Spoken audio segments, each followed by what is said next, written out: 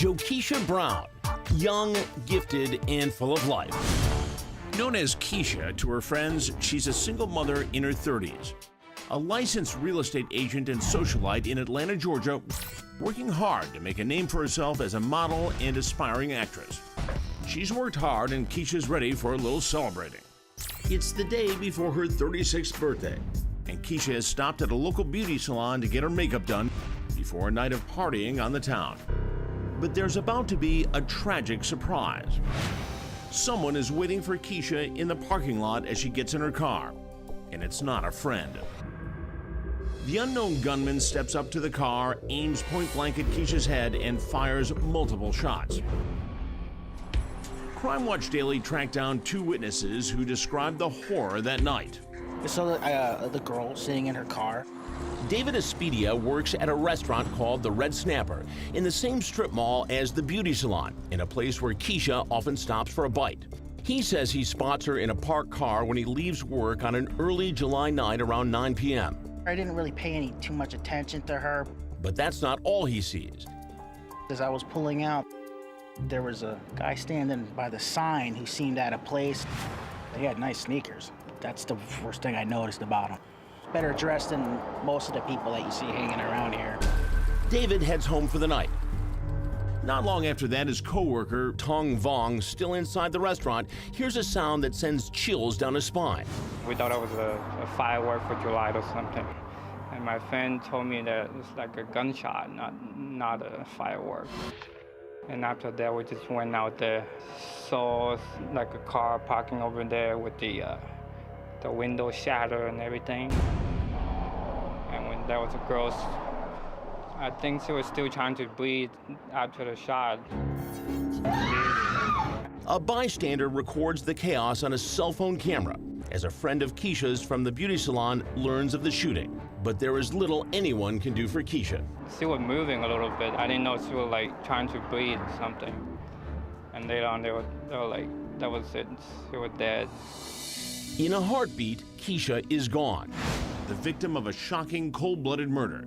And her unknown killer is still on the loose. What happened to her, I don't know why. It still bothers me and it's hurting me now. A senseless and brutal slaying. Beautiful model Jokisha Brown shot at close range in her own car the day before her 36th birthday. And in the wake of the murder, everyone who knows Jokisha Brown is stunned. She was just a great person, inside and out. You know, she walked in the room, she filled the room with her smile. Smile was just so beautiful, and she was always so positive. She's just a great person overall. Police have little evidence to go on, unable to identify a man hanging around the parking lot captured on this grainy image of surveillance video just before Keisha's murder. But as cops look into her past, it becomes clear Keisha was a woman living in dreadful fear for her life. Friends say she had a difficult breakup with her boyfriend, Atlanta-based rap producer Alfredo Capote, and was on her own. Investigators soon begin to connect the dots, starting with a nightmare Keisha woke up to about 3 months before her murder. Trouble literally hits home when her 17-year-old son Jack says he is awakened in his bed by a man with a gun, while a second intruder confronts Keisha in her bedroom upstairs. Later, he calls 911 with a terrifying story of a home invasion. He says two armed men are looking for money they claim was given to Keisha by her ex-boyfriend, Alfredo Capote. What's going on there? They thought my mom's boyfriend's money was in this house. And they came through the door like super early in the morning. I know that because I woke up with one of them holding a gun to my face. Jack says the assailant tied him to the bed and warned him not to try and escape or call for help. They said if I call the police, when they get back, and the police said they're gonna probably kill my mom. And I kept telling him I don't know where the money is. And he constantly kept putting the gun into my back. The two assailants flee the house, taking Keisha with them. Jack tells police the attackers took her to Alfredo Capote's house, still looking for the cash. They realized that the money wasn't at her house because it's his money. And they went downtown to get his money from his house. He was like, do you know he has over $500,000? I was like, nah, I didn't know that. I know he does music, but I didn't know that. And he was like, yeah, that's the money we're looking for. But the violent robbery takes a dramatic turn when suddenly, hours after her abduction, Keisha appears panicked and battered. after a desperate escape from the moving car of one of her kidnappers. According to her account, she saw a window of opportunity at an intersection as the car was moving at a slow speed, and she jumped out of the moving vehicle, ran into the parking lot of this gas station, and got into the vehicle with an unknown person, frantically crying for help. And that person called 911. At that point, he just fled the scene. He didn't attempt to make contact with her any further.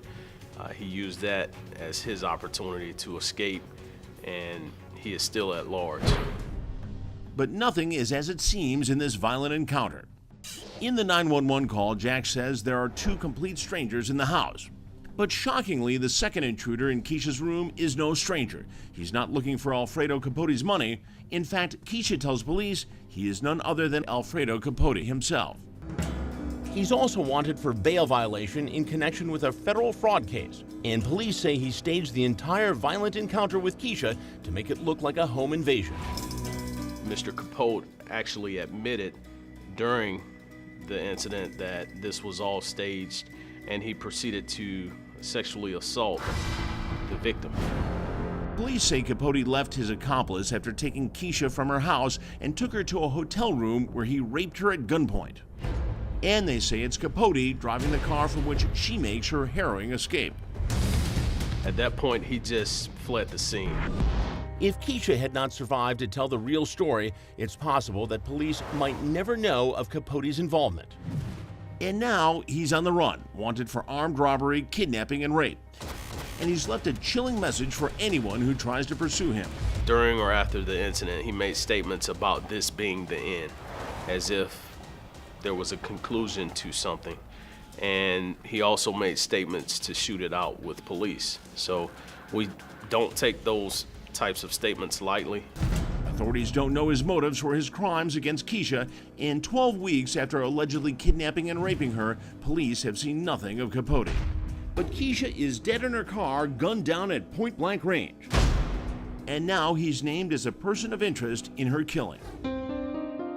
Today, the manhunt is a priority not only for the police in Georgia, but also for the U.S. Marshals. And they say they will leave no stone unturned anywhere in the world to bring Capote to justice. We at the task force and the U.S. Marshals have no limitation to where we can outreach to locate him. Capote should be very concerned, and he should be constantly looking over his shoulder, because we will eventually show up one day. For now, her loved ones are left only with memories.